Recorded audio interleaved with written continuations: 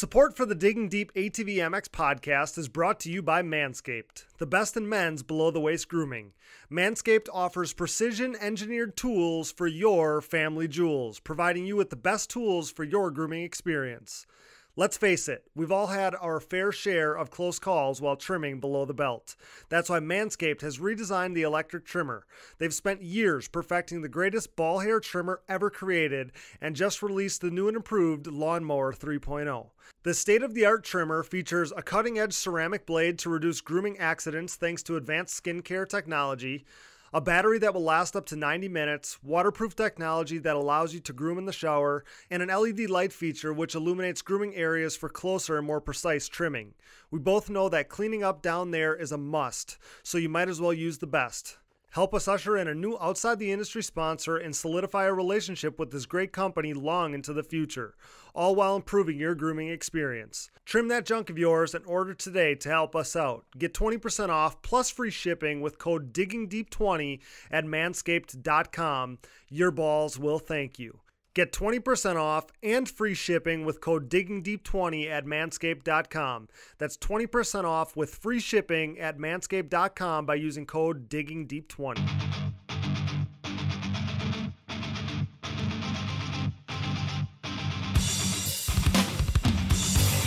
Welcome to the Digging Deep ATVMX podcast with your host, Cody Jansen. Am I on air?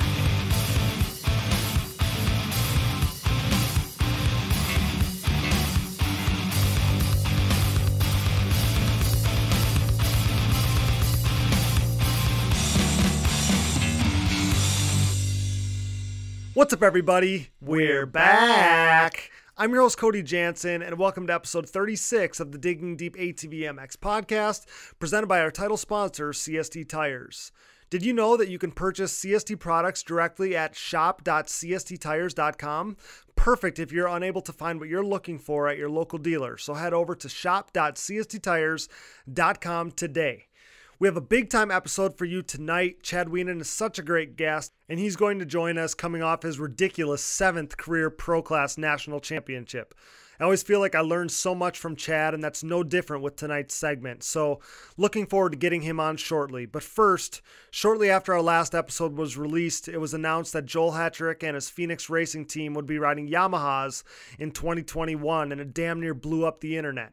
So he hinted at as much as he could on the previous episode, but now that it's official, we brought Casey Greek back to clear the air and give us some more insight into the monumental change for the two-time champ. So sit back and get ready for some really fun and super insightful conversation tonight. Originally, this episode was going to feature Chad and Casey as well as Joel Hetrick and some representatives from Yamaha, but it was too hard to get everyone on the same schedule, and the content is great enough as is. It probably belongs to be broken up anyway. So you'll hear from Casey as we discuss Joel Hetrick's switch to Yamaha before we dig deep with Chad Wienen into his season that resulted in a 7th championship. We'll talk about the moment that changed the course of his season, what motivates him, and so much more, including what he thinks about Joel Hetrick switching to Yamaha. Then next week, we'll get Joel Hetrick on as well as Scott Newby from Yamaha so we can cover the story from all angles. So enjoy tonight's episode. Look forward to next week's, but first, let's thank all the great sponsors that make this show possible. And a special shout out to DID Racing Chain, one of our original believers, our day one supporters, and now back for yet another year together. Thanks for digging deep with us. Thanks to our title sponsor, CST Tires, csttires.com. The Pulse MXR tire is the best tire on the market no matter what the terrain. Join the CST takeover today or prepare to be beat by someone who did. CST Tires, where passion meets the ground. Thank you to Motorsports Powerhouse and show sponsor, Yamaha. We are proud to be partnered with the winningest manufacturer of the past decade in ATV motocross and the #1 OEM supporter of ATV racing. The Digging Deep ATV MX podcast is Team Blue Crew. Thank you, Yamaha. Check them out at YamahaOutdoors.com. Thanks to another member of Racing Royalty and longtime sponsor of my personal racing efforts, Valvoline. For over 150 years, Valvoline has been dedicated to innovating and improving your riding and driving experience. The world's oldest oil company still leads the charge with unrivaled products and lubricants. Thanks to Team Valvoline for coming on board. Thank you to Ssi Decals. Ssi Decals is the decal choice of champions everywhere and is synonymous with the best decals and graphics kits on the market. Their track record speaks for itself. Champions choose Ssi Decals for unmatched look and quality. Thanks to those guys. Check them out today at ssidecals.com. It's an absolute honor to be partnered with Wienen Motorsports. We all know him as one of the toughest competitors ATV motocross has ever seen, and Chad Wienen has built quite the business within the industry as well. The same products he handpicked to help him win 6 AMA ATV Pro National Championships are available to you through Wienen Motorsports. Simply put, he sells what he races. So head over to wienenmotorsports.com to see everything they have to offer and use promo code DIGDEEP to save at checkout. Thanks to Chad Wienen and Wienen Motorsports for further legitimizing everything we're doing here at Digging Deep. It's an absolute honor. Thank you to DID Racing Chain and their 520 ATV2 X-Ring chain. Team USA, Joel Hetrick, and myself trusted DID's unrivaled chain quality all the way to championship victory this past season. Wherever you go, go with DID. We are proud to be partnered with Gripped Gloves. Gripped is an ATV rider owned and operated brand with the rider in mind and keeping costs affordable the goal. This Michigan-based family operation is here to push stereotypes and limitations while recognizing riders' desire to showcase their identity with eccentric colorways and crazy patterns. Gripped is driven to produce a glove with cool colors and designs that won't break the bank. Get a grip on life. Check them out at grippedgloves.com. That's GRIPT gloves.com and use discount code DIGGINGDEEP10 to save. Thanks to the Decker Training Facility. The Decker Training Facility at County Line MX is now open. This premier motocross training compound is located in beautiful Fountain, Florida, a short 40-minute drive from Panama City Beach. Their rapidly growing facility consists of a pro-level national track, amateur and youth tracks, woods loop, and mountain bike trails. Everything you need to train comfortably all winter long is available on site, including private cabins, a full gym, RV hookups, bathhouses, garage, dump station, wash bays, and more. With accommodations for riders across the country and around the world, the Decker Training Facility will help you become the best rider you can be. Sign up for a group training session or a private lesson with nationally ranked pros. Train tougher, smarter, and harder this off-season at one of Florida's most luxurious facilities. For more information, go to DeckerTrainingFacility.com or find them on Facebook and Instagram. Decker Training Facility, your elite training experience. Thank you, Namura Technologies. Namura, pistons with an attitude. Namura has led the charge in the ATV and side-by-side market since 2001 with their wide array of pistons, rings, gaskets, and industry-leading top-end repair kits. To purchase, visit your local dealer or online at namura.com. That's NAMURA.com. Also, a big thanks to Bronco ATV and UTV components. Bronco has been the industry leader in replacement hard parts and accessories for all makes and models for over 15 years. Whether it's electrical components, engine internals like rods and cylinders, suspension parts, or bearing kits, Bronco is your hard part source when it comes to whatever you need for whatever you ride. BroncoATV.com. Thanks to Forworks Carbon for the continued support. Known for their hoods, seat covers, array of carbon parts, and so much more. Forworks is your one-stop shop to give your ATV a new and improved look with increased function this year. Head over to the social media pages or website today. Thanks to Forworks Carbon. Thanks to DP Brakes, the unquestioned leader in motorsports and power sports braking. DP is the brand responsible for allowing Joel Hetrick, your host Cody Jansen, and so many others to outbrake the competition every time they hit the racetrack. It's never too late to join the team, so act fast. www.dp-brakes.com. Thank you to Mountaineer Brand. If you know me, you know I love my... What the? Hey, that's my line. If you know me, you know I love my beard. That's why I treat it right with Mountaineer Brand's all-natural washes, oils, balms, and more. Use discount code CODY'sFave in all caps. That's CODYSFAV, CODY'sFave in all caps at mountaineerbrand.com. Launderville Steel Enterprises and Concrete Supply is a racing family-owned business that serves as a steel and concrete supplier to the entire United States. Launderville Steel is a full-service steel supplier of new and surplus steel, aluminum, and stainless steel products headlined by their 4130 chromoly tubing and plate. And with over 25 years of experience, the concrete division can supply everything you need to complete your next project.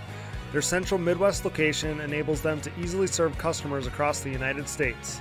Launderville Steel loves their racing just as much as we do. Thanks, Launderville Steel Enterprises and Concrete Supply.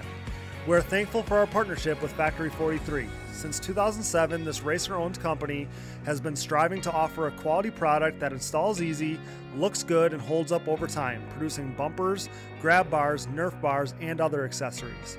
For 2020, Factory 43 is the aluminum parts choice of the Phoenix Racing Honda team, providing riders like Joel Hetrick, Jeffrey Raskrelli, Chris Borich, and Grayson Eller with their motocross and cross-country versions of Evo Nerf bars and MX-style front bumpers. Head over to factory43atv.com to see their full line of products, thanks to Factory 43. We are proud to be partnered with Bikes, Trikes, and Quads, LLC. Bikes, Trikes, and Quads, LLC was started by former racers selling three-wheeler parts out of a barn in upstate New York. Now 10 years later, BTQ LLC has over 40,000 new and used parts in stock, but they haven't forgotten their roots, still offering used OEM parts for three-wheelers, dirt bikes, ATVs, and side-by-sides. Parts are in stock and ready to ship with guaranteed delivery within 3 days, including free shipping on orders of over $50. Use discount code ATVMX at www.btqllc.com for $10 off of orders $50 or more. We're grateful to have Bikes, Trikes, and Quads LLC digging deep with us, support our industry's small businesses, and thank you BTQ LLC. We are proud of our partnership with Roman Health. On average, Americans are forced to wait 29 days to see a doctor in major U.S. cities.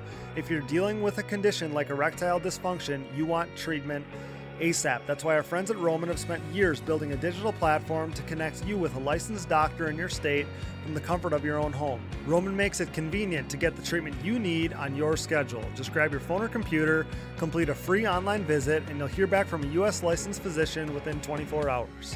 If the doctor decides that treatment is right for you, Roman's Pharmacy will ship your medication to you with free 2-day shipping. Plus, there's no commitments and you can cancel anytime with Roman. So if you're struggling with ED, go to getroman.com/digging for your free online visit and free 2-day shipping. That's getroman.com/digging for your free online visit and free 2-day shipping. Thanks as always to Evans Waterless Power Sports Coolant. Upgrade to Evans now to avoid overheating and boil over next time you hit the track. When conditions are at their worst, Evans is at its best. Use discount code DIGGINGDEEP20 to save at checkout, evanscoolant.com.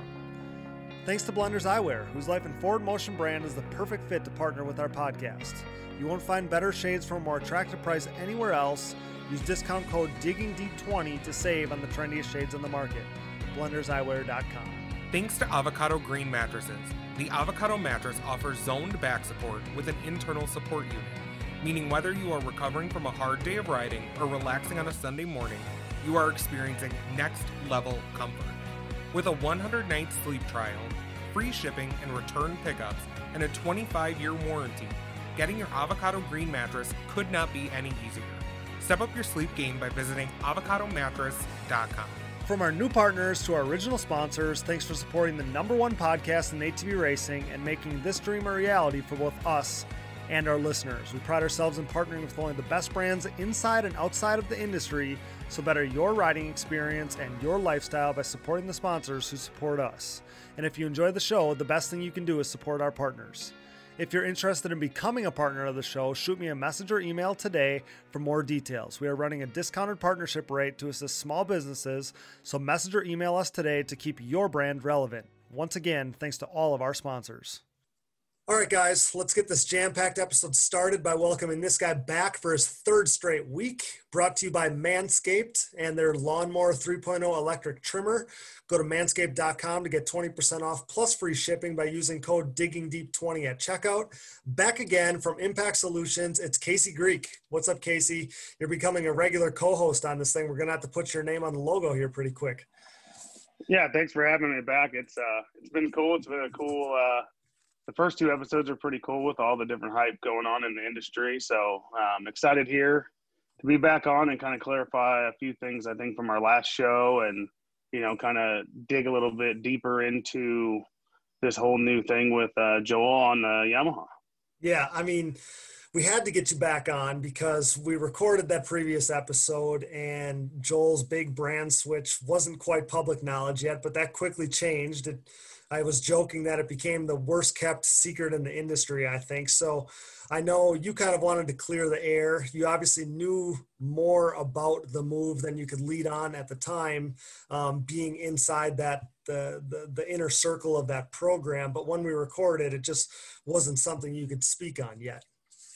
Yeah, definitely. I mean, at the time when we recorded, I knew what was going on. I've known for, quite a few months what was going on. And it wasn't anything to do with, what David has going on, the Phoenix Racing team has going on with Honda, any of that kind of stuff. It was just something that we put into motion, or, the team, not me, but the team put into motion months ago to ride the bike and do some testing on it and see if Joel liked it better and see if that was the direction they wanted to go.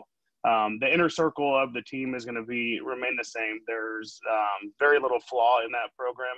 And that's what we were kind of alluding to in the last episode. Everyone keeps talking about all these big changes. Obviously, this is a big change.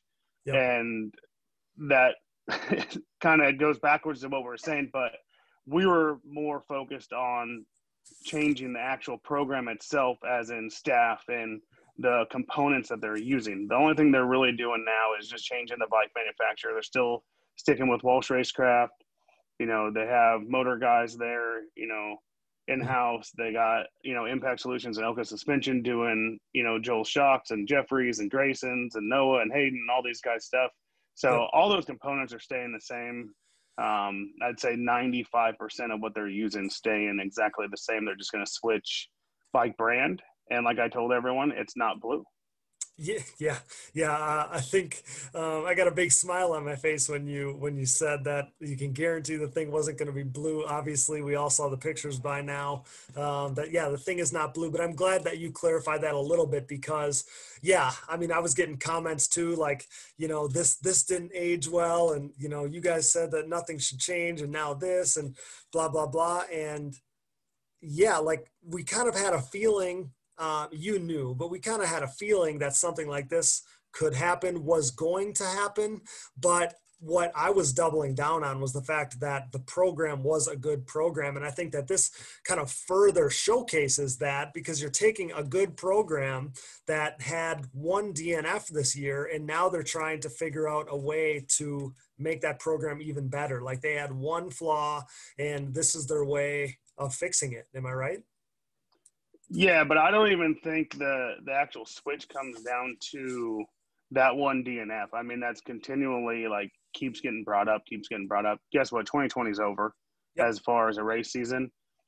This decision was in the works, in all honesty, before that DNF ever happened. It was something that I think was addressed with, some other people or whatever.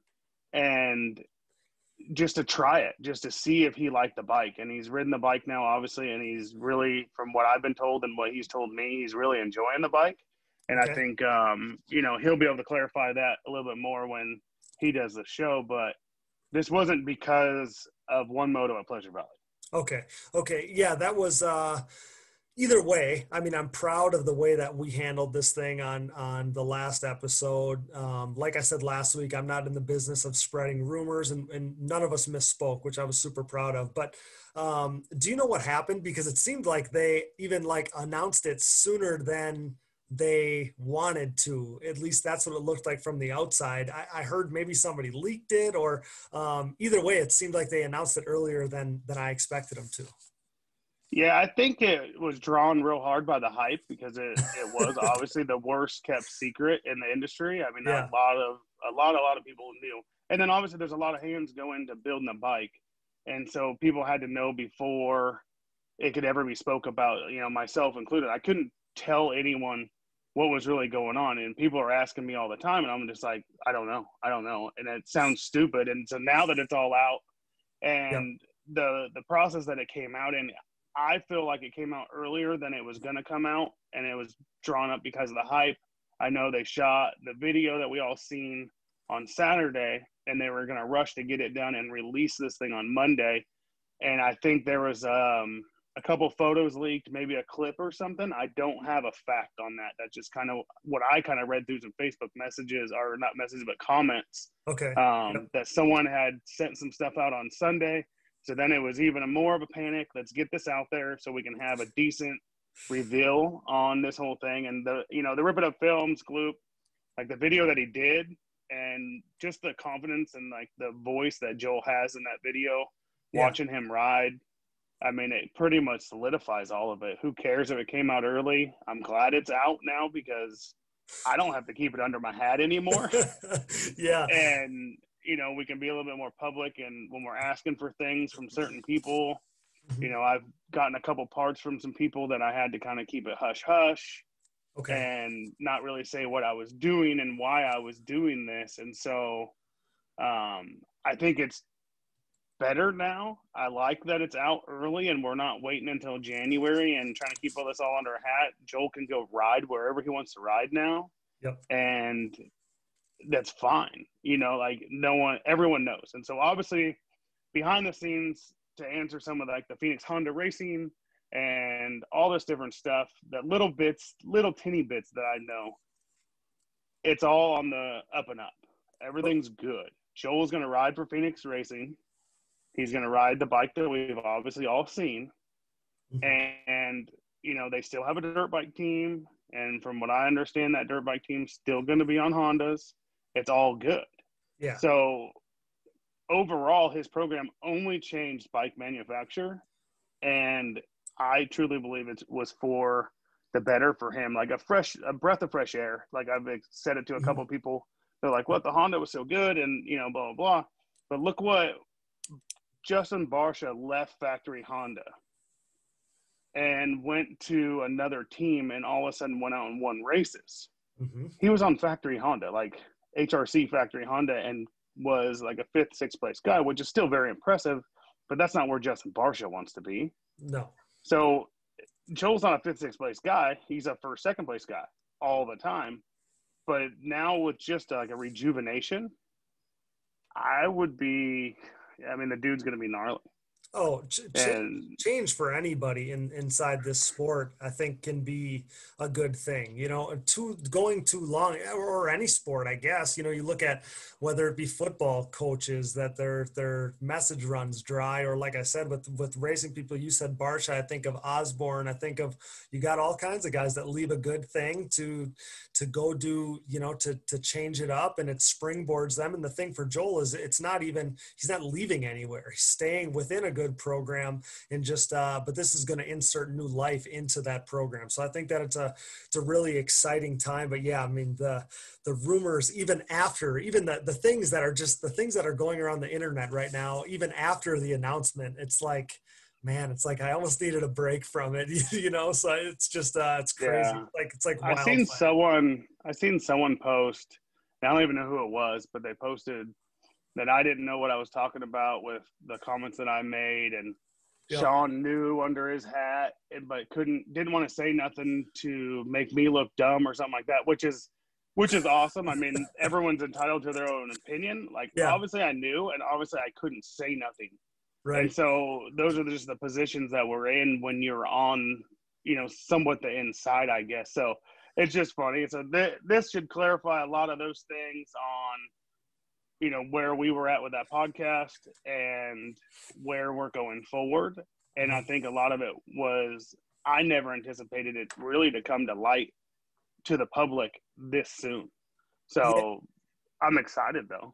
Oh, for sure. I think I even saw people like poor Gloop. I think people were getting on Gloop even from the episode previous, saying something about a question that I asked him, like, you did,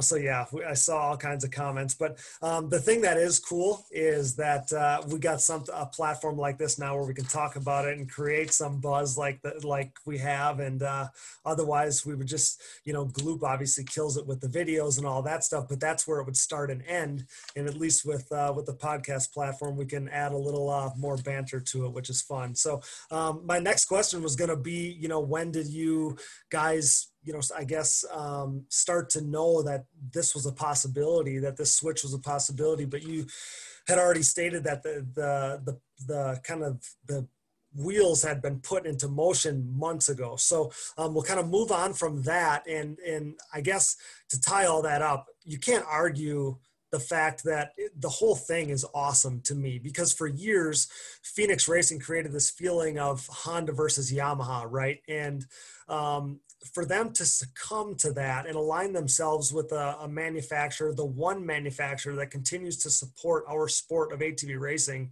I really think nothing but good can come of this. I mean, for years, people have said the biggest problem is the fact that so many individuals are still riding, racing, and supporting Honda, even though it had been damn near a decade since they produced a quad. So I really think that this move as a whole for ATV racing is a positive thing. I agree. I think it's a positive thing. And I don't think it's anything about Honda versus Yamaha or anything like that. I think obviously the relationship that David or the Phoenix Racing team has with Honda is still very, very strong.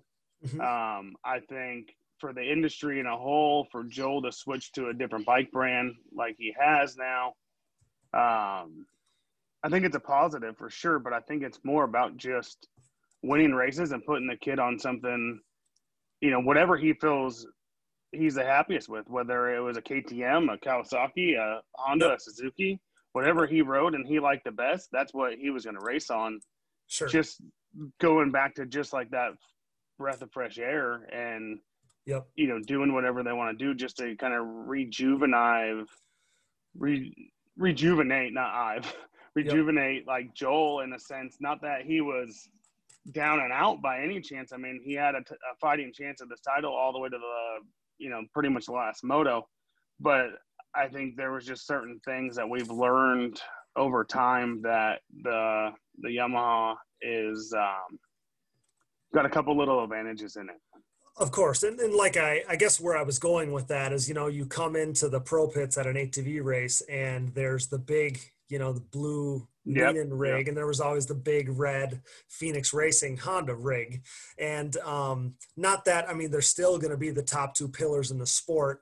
I guess where I was going with that is I think that it's really good for all of us that the two top guys in the sport are going to be riding the machine that's still being produced. I just think that that's a good look for the sport. And I mean, this is another thing that's going on all over the internet right now, but you know, who knows if it could ever spark another manufacturer to get back in there. Cause I mean, this is going to create more and more of an increased market share for Yamaha. You know, when Joel makes a move to ride Yamahas, it's going to influence people in one way or another. People have been asking me what this means for Phoenix Racing, Honda, and guys like Jeffrey Rastrelli, but I assume we've already talked about this, but you can bury that name. It's not going to be Phoenix Racing Honda anymore. I'm sure the whole team, and I believe that you've said this already, but I'm sure the whole team is going to be making the switch.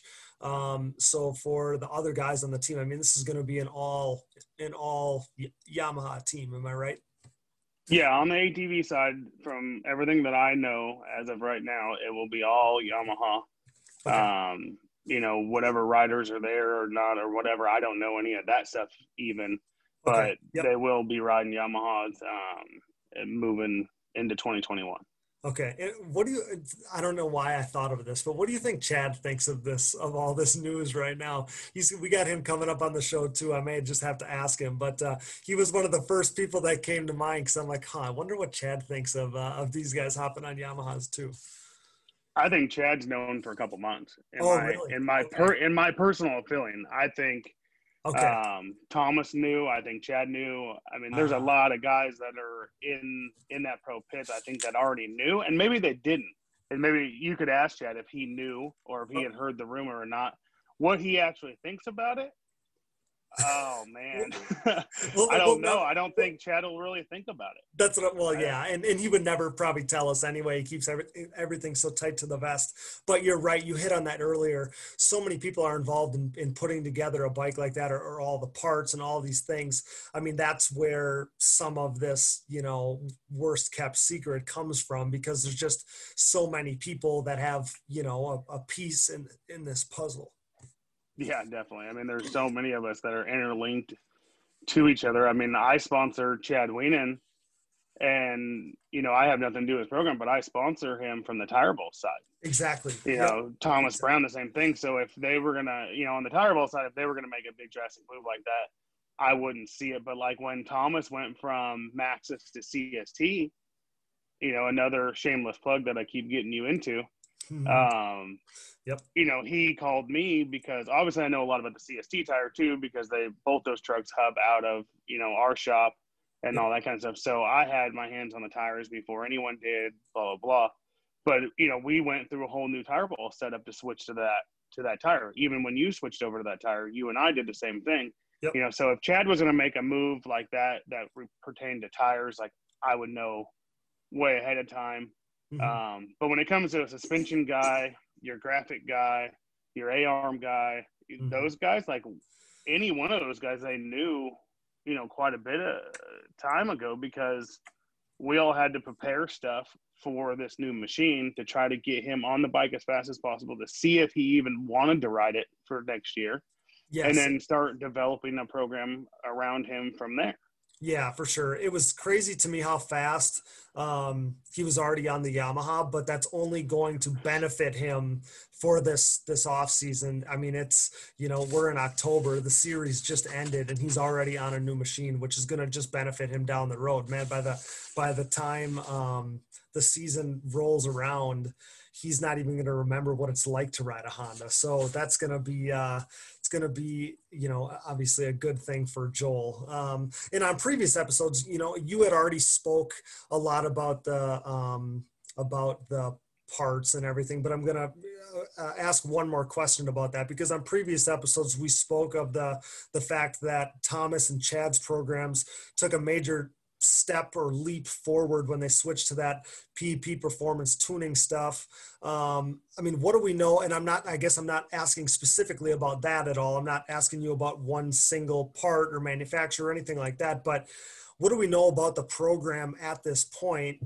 Like I said, you kind of answered some of this, but will most of the sponsors from the Honda days just transfer over, or are there any expected wholesale changes across the board with any other stuff? I don't think so. I think everything's going to transfer pretty much right over for the most part. Okay. Engine program, I don't know. Okay. Suspension program, I mean, obviously that it's got Elkas on it, it's got Walsh on it, it's got Ssi Decals on it. Mm-hmm. Maxxis tires were on it. So all those components that we know of are on there. Engine wise, I have no clue. There was no sticker or anything on the motor, so I couldn't see none of that when I seen the bike in person. So, and I'm not it's not my place to ask those questions, but no, and I'm not trying to put you on the spot by any means. It was more the less kind of going down that road of, hey, the program's staying pretty darn similar, just we're changing manufacturers basically. Yeah, and it's like questions that we've had in the past, when this question kind of came up at the end of the last show, when we went through trying to kind of solidify how solid that program is and how it's not really needed to have a drastic change, even though now obviously we see there's a drastic change on the horizon or right in front of us now. Mm-hmm. But this program on a whole nother manufacturer is already done and built. Obviously there's some fine tuning and testing that's going to go on over the winter, and those boys are going to be grinding to try to get every little thing they can figured out. But that's how solid that program is they went and did this, had a bike built by the end of the season for 2021 already. So that's what solidifies kind of even to the comments that we had or we talked about on the last show. It's legit. To pull this off in today's day and age with COVID and everything that we're up against on just trying to get parts from the manufacturers or, all of these aftermarket, manufacturers and stuff, that's how solid it is. And I could probably put all that stuff to rest, is just really to sit back and think about how they pulled that off in such a short period of time. You're exactly right. I couldn't have said it any better, and that's a great way to kind of cap this thing, because I kind of mentioned that earlier. I think that that's very telling about that program, and it's telling in a positive way that they looked at whatever they could do to better their program, and they're on their way to doing that. And now they when people would typically just be getting started, they already have a new bike for him to ride and start testing on him. And just that whole thing, it's a surprise, but I like it. Seeing Joel on a Yamaha is weird, but I like it. So before I let you go, one final question. I'm going to put you on the spot, and you're kind of an insider, so maybe you're biased, but does this move help Joel in his program take a step forward for 2021? Or will there be some growing pains, because we've seen that there's no room for error and there's no room for growing pains, and that class may be even more competitive next year? I think this is a step in the right direction. And I think it's mainly, I think Joel would have figured some stuff out this winter if he didn't change bike manufacturers. Either way, I think Joel's going to go home and put his nose down and really try to find even more speed, which is scary.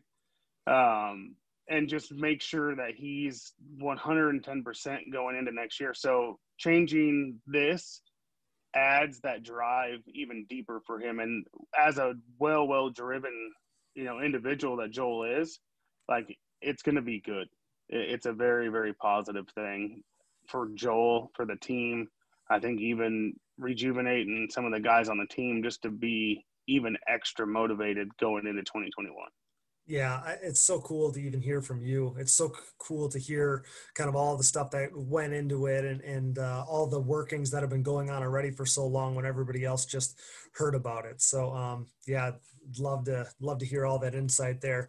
Casey, I can't thank you enough for coming on for another week here. Your insight is extremely appreciated, and your shared knowledge makes you a valuable asset to us. So I just can't thank you enough for joining me once again. And I was glad to give you an opportunity to kind of clear the air on, like you could tell everybody that, hey, I knew what was going on, but I had to play dumb a little bit.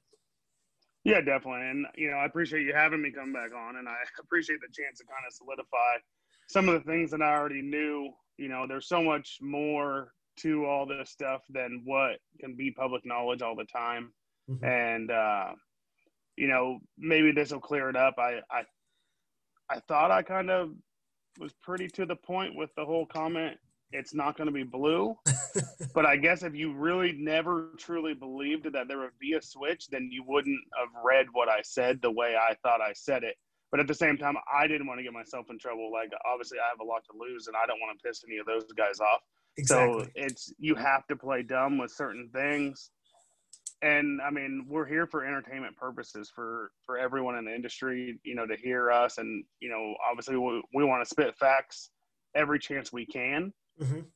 But there is an industry code that you have to follow. So everyone in the real world outside of our little bubble, just remember that we can't always just throw straight facts and blow people out early. Well, exactly. I mean, if you come on this show and say a couple things, they could be minor things, but say a couple things that you can't let people know, now that puts not only your job in jeopardy, but you're not ever going to get any of that info anymore. That's why I like having you on, because you are so knowledgeable. You're an insider with everybody, but you're going to tell us everything you can tell us within reason, without putting yourself in jeopardy. So if there's anything that can be said, you're going to say it.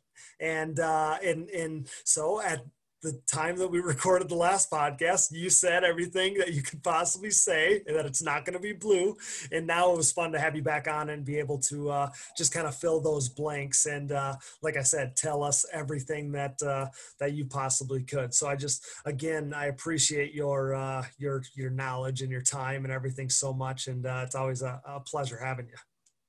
Yeah. Thanks, Cody, again. And I think there'll be plenty more of these shows in the future. And, I hope you keep having me back. I enjoy it. And I hope everyone out there listening enjoys it. It's not getting sick of me. Awesome, buddy. That's Casey Greek, brought to you by Manscaped. Use code DIGGINGDEEP20 for 20% off at manscaped.com. See you soon, brother. Thanks again. Thanks, Cody.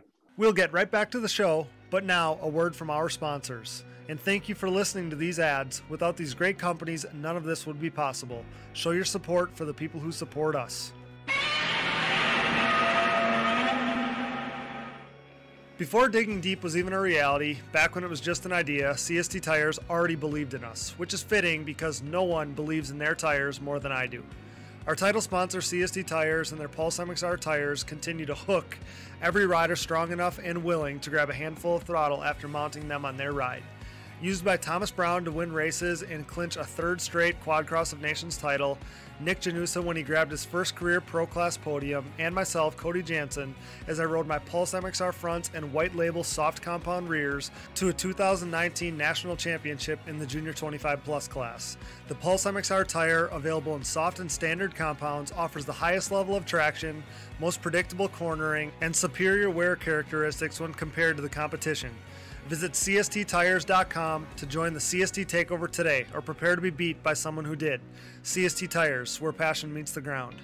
Anybody that I've gotten to try them, I've heard nothing but positive things back. We're proud to be Team Blue Crew here at the Digging Deep ATVMX podcast. Why choose Yamaha? Look no further than Chad Wienen's 6 championships in the past 8 seasons aboard his Yamaha YFZ 450R. Not to mention, Yamaha is the leading OEM supporter of ATV racing, and their support of this podcast proves it. For the 2020 ATVMX season, Yamaha's Blue Crew Racer Support Program will offer payout and prize opportunities, including a chance to win a brand new YFZ 450R. For more information, head to YamahaOutdoors.com and follow them on social media at Yamaha Outdoors today. All hail Blue Crew, the #1 OEM supporter of ATV racing. For over 150 years, Valvoline has led the charge by being dedicated to constant improvement and innovation across all disciplines of racing. Valvoline has sponsored some of the greatest names in motorsports, and for the better part of a decade, I've been fortunate enough to be part of the historically great Team Valvoline. From my commuting vehicles to small engines, race quads, and everything in between, I trust nothing but Valvoline in all of my equipment. I've experienced increased function and durability, as well as a longer life expectancy thanks to Valvoline's array of products and lubricants. Since 1866, Valvoline has been focused on bettering your experience, whether on road, on track, and everywhere in between. Upgrade to Valvoline today and check them out at valvoline.com. Ssi Decals is a name synonymous with ATV racing, synonymous with big-time success, and absolutely synonymous with the best-looking decals around. An offshoot of their parent company that was established in 1947, SSI first took shape from owner Ian Harris's passion for ATVs. With what started as just making numbers and decals for riders like Chad Wienen, the company quickly took off, and today you couldn't imagine ATV motocross without SSI Decals. The graphics maker and designer now supports all the top teams in ATV motocross, as well as teams and riders racing GNCC, Work Series, Pro Motocross and Supercross, Canadian Pro Motocross, short course off-road trucks, UTVs, snowcross, and, oh yeah, 6-time NHRA World Champion Clay Milliken. No project is too big or too small for SSI Decals, making your identity stick with championship-level graphics. Head over to SSIDecals.com today and then maybe call the doctor because things are about to get sick. The Digging Deep ATVMX podcast is brought to you in part by DID Racing Chain and their 520 ATV2 chain. This patented X-ring chain boasts a steel alloy construction for reduced weight, increased strength, and a longer overall chain life, making it the optimal ATV racing chain. Pick up an ATV2 chain today at your local dealer or wherever DID chains are sold. Don't forget about their motocross, off-road, and street bike chains as well. Wherever you go, go with DID. Hello listeners, this is Chad Wienen, 6-time AMA ATV Pro National Champion, an owner of Wienen Motorsports and proud partner of Digging Deep ATVMX podcast. The two of us share a strong passion for ATVMX. Owning my own team gives us the ability to handpick the best products on the market for our racing program. With consistent testing, research, and development, we are confident that when choosing the products we believe in, our customers will be satisfied in building their own race program as well. We race what we sell. With brands like Fox Shocks, Walsh Racecraft, SSI Decals, Wrath Racing, and Hinson Racing, just to mention a few, go to check out WienenMotorsports.com to see the full lineup. Enter discount promo code DIGDEEP at checkout. Enough talking already. Get out and get some fresh air and go ride. Hope to see you at the track soon. We are proud to be partnered with Numira Technologies. Since 2001, Numira has led the charge in the ATV and side-by-side market, covering more applications than anyone else in the industry. Numira's advanced piston technology uses a NASA-exclusive aluminum alloy that helps to reduce expansion rates, that allows for tighter tolerances, and leads to higher overall engine performance for your machine. For more information about Numira's wide offerings of pistons, rings, gaskets, and industry-leading top-end repair kits, visit your local dealer or online at www.numira.com. Numira Technologies, pistons with an attitude. We are pleased to be partnered with Bronco ATV and UTV components. Bronco has been an industry leader in replacement hard parts and accessories for all makes and models for over 15 years. With a catalog that includes a full line of electrical components, engine internals like rods and cylinders, all the way down to suspension parts and bearing kits, Bronco is your hard part source for whatever you need for whatever you ride. Available exclusively through distributors around the world. Visit your local dealer or online at broncoatv.com. The Digging Deep ATV MX podcast is also sponsored by DP Brakes, a longtime supporter of ATV racing and the world leader in sintered brake technology. DP has been dominating the ATV world for decades by supporting the best four-wheeled racers on the planet. 2020 is no different, with an impressive lineup including AMA ATV Pro Class champion Joel Hetrick and Phoenix Racing Honda team, Cody Jansen and his 2019 Junior 25 Plus National Championship, Baldwin Motorsports, Nick Januza, Wesley Wolf, and much more in the ATV motocross. In GNCC Racing, DP has 16 of the top 17 pros heading into 2020. This includes the champ Walker Fowler, Bryson Neal, Chris Borich, Cole Richardson, Jared McClure, Adam McGill, and more. These riders continue to appreciate the high performance and impressive durability that their DP brakes have to offer, products that ultimately help place them on the top of the podium. Available at www.dp-brakes.com. Purchase at your local dealer or message us for the contact info today. What are you waiting for? Join the best ATV riders in the world on DP Brakes. Forworks Carbon's innovative lightweight products include top-notch seat covers, carbon fiber, and plastic hoods, gas tank covers, exhaust shields, shock guards, and much more. Whether you have an ATV, UTV, or snowmobile, Forworks has the goodies that will improve your ride and make you salivate. We trust Forworks for increased function and a sexier look, and you should too. Forworks Carbon, always working hard to bring high quality and innovative parts to the market. Check them out today at fwcarbon.com. Just like the sport of ATV motocross as a whole, our Digging Deep community is brought together by the love for racing that we all share. Our sport is compiled of many great people, and leading that charge is the Launderville family at Launderville Steel Enterprises and Concrete Supply. This racing-owned family business is a steel and concrete supplier serving the entire United States. Launderville Steel is a full-service steel supplier of new and surplus steel, aluminum, and stainless steel products headlined by the 4130 chromoly tubing and plate used in the building of chassis for ATVs and UTVs, off-road truck racing, late model dirt and pro tractor pulling series, drag racing, and more. Launderville Steel loves their racing just as much as we do, but don't forget about their concrete division as well. With over 25 years of experience, the Concrete Division can supply everything you need to complete your next business or personal project. Their central Midwest location enables LSE to easily serve customers across the United States. For a quote, additional info, answers to more of your questions, or to talk a little racing, head over to laundervillesteel.com or give them a call today. We are proud to be partnered with yet another racer-owned company.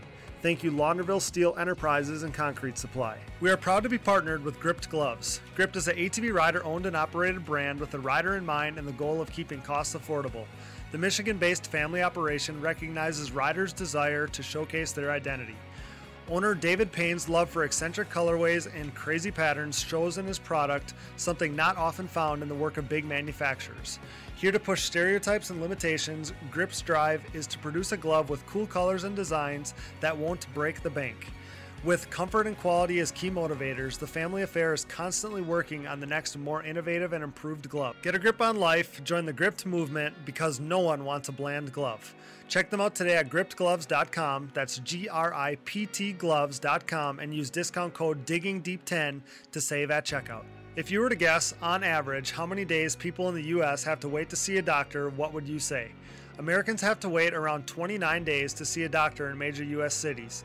And if you're dealing with a condition like erectile dysfunction, you want treatment ASAP. That's why our friends at Roman have spent years building a digital platform that can connect you with a licensed doctor in your state, all from the comfort of your home. Roman makes it convenient to get the treatment you need on your schedule. Just grab your phone or computer, complete a free online visit, and you'll hear back from a U.S. licensed physician within 24 hours. If the doctor decides that treatment is right for you, Roman's Pharmacy can ship your medication to you with free 2-day shipping. You also get free unlimited follow-ups with your doctor anytime you have questions or want to adjust your treatment plan. With Roman, there are no commitments and you can cancel anytime. So if you're struggling with ED, go to getroman.com/digging for your free online visit and free 2-day shipping. That's getroman.com/digging for your free online visit and free 2-day shipping. We are also proud of our partnership with Factory 43. Factory 43 was born in 2007, making Nerf bars for the Suzuki LTR, Honda TRX 450R, and Yamaha's YFZ 450. The brand soon added bumpers and grab bars, and for years now has offered parts for all sport quads. The racer-owned company strives to offer a quality product that installs easy, looks good, and holds up over time. For 2020, Factory 43 is the aluminum parts choice of the Phoenix Racing Honda team, providing riders like Joel Hetrick, Jeffrey Rastrelli, Chris Borich, and Grayson Eller with the motocross and cross-country versions of their Evo Nerf bar and MX-style front bumpers. Head over to factory43atv.com to see their full line of products. Thanks to Factory 43.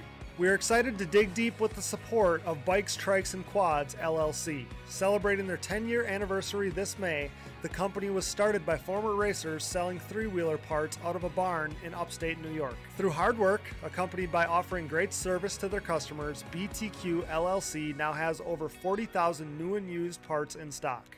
But they haven't forgotten their roots, still offering used OEM parts for three-wheelers, dirt bikes, ATVs, and side-by-sides. Parts are in stock and ready to ship with delivery within 3 days, including free shipping on orders over $50. Use discount code ATVMX at www.btqllc.com for $10 off orders of $50 or more. We're grateful to have Bikes, Trikes, and Quads LLC digging deep with us. Support our industry's grassroots businesses.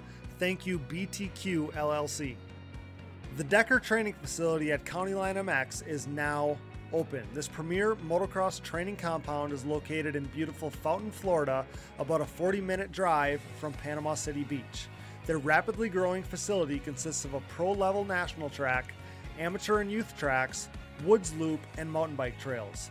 Everything you need to train comfortably all winter long is available on site, including private cabins, a full gym, RV hookups, bathhouses, garage, dump station, wash bays, and more.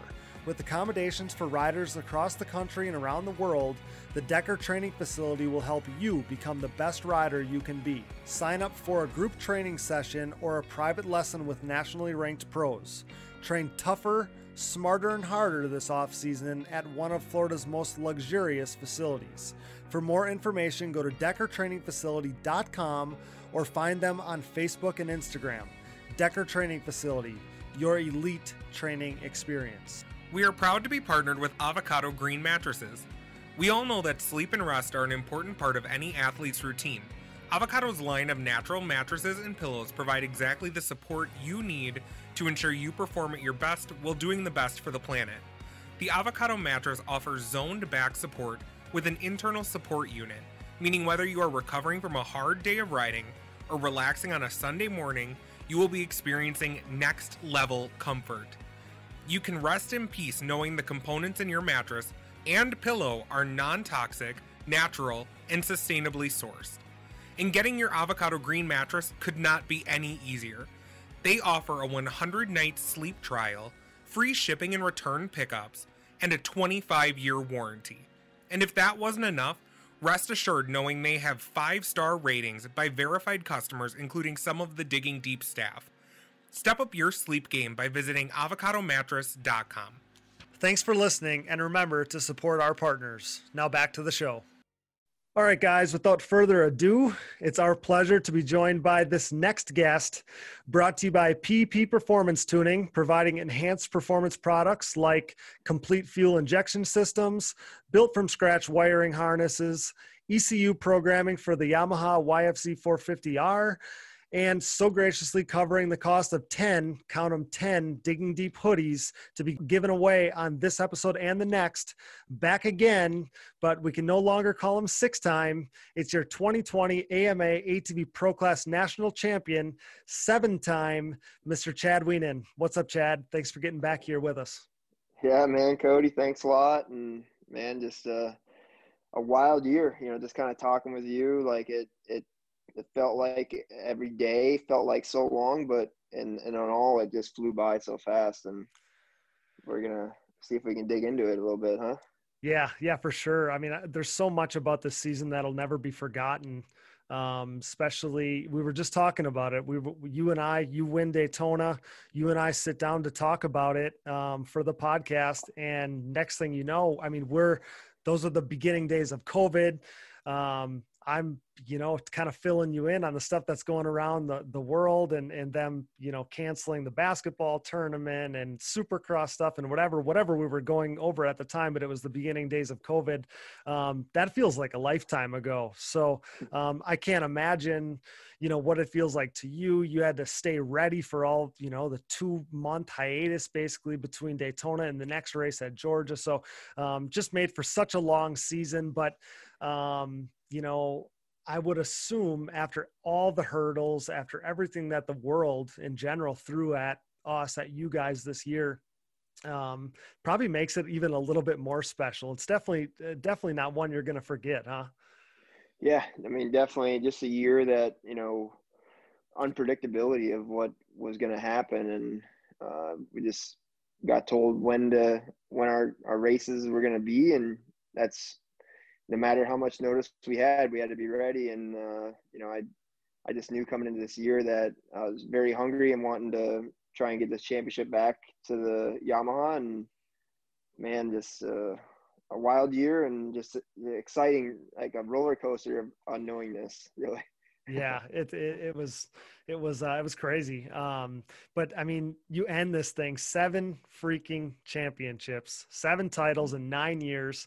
Can you believe it, man? Like, what goes through your mind when you hear those words? I just, every year or every time you do this, it just seems like it's that much more incredible. 7. I mean, I said it on the last episode, or one of the last ones, about you getting close to Gary's record. And maybe we can comment on this later in the show, but there was people that would have never thought anybody could ever get close. And now, 7 titles later, 7 in 9 years. I mean, what a run it's been. It's truly incredible. Yeah.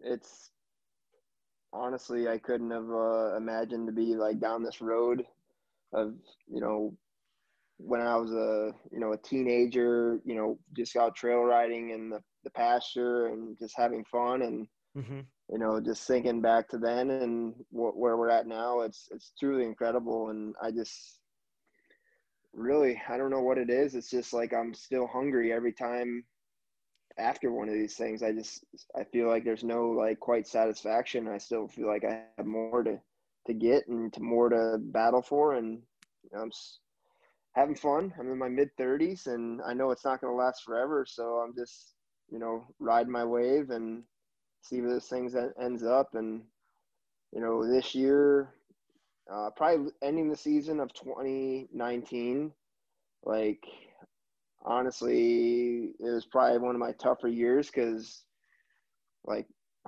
I've won so many championships just off of consistency. And we had a breakdown that, costed us the championship, but, everything, I'm a true believer of everything happens for a reason, and the tolls that you paid along the way. And, I'm just riding this thing out and having a blast doing it, and, being able to spend this with my family. And I get to spend a lot of time at home, even though I am hard at the grinding stone, but I'm still very, very present here with the family. And, that's something that I just really enjoy.